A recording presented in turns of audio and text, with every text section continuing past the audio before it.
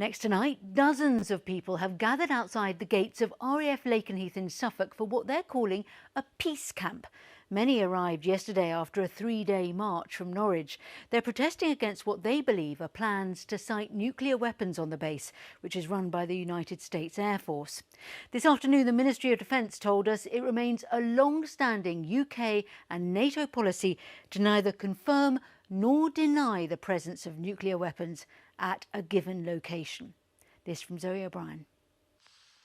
The rain kept coming, but so did the protesters, not going to let the weather get in their way.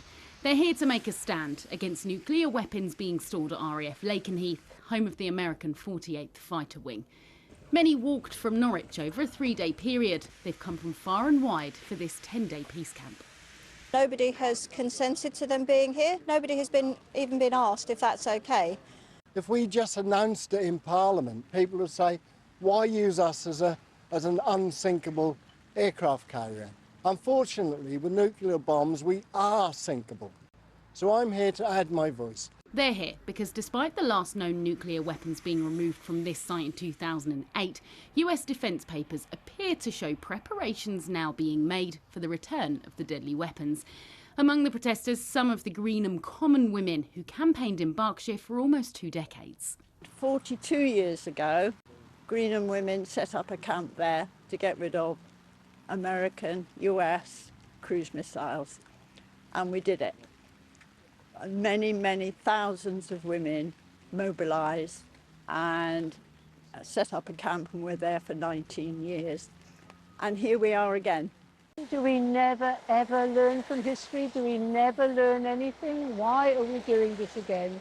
And what's the necessity? Women have fought really hard for that through years and won it, and then it's like suddenly under threat again. So yeah, I mean, it's not surprising, but it is depressing. It's like you think you didn't want to hand on a world to the next generations that, wasn't a bit better, and you think... We're delivering a letter. This morning a letter was delivered to the base commander asking for a rethink. Will you please prevent the return of US nuclear weapons to the UK? Highlighting concerns around the UK-US agreement and the safety of people in Suffolk. Those in favour of nuclear weapons would say that it makes them feel safer. How would you answer that? I would say that there's very few countries in this world. There's 188 countries in this world, and about 10 of them have got nuclear weapons. So why should we be part of the minority? The Mutual Defence Agreement makes us lower partners to that relationship. Whilst here they'll live alongside one another, learning, listening and keeping a constant vigil until July 25th. But already they're pledging to keep coming back, promoting peace, rejecting weapons of war. Zoe O'Brien, BBC Look East.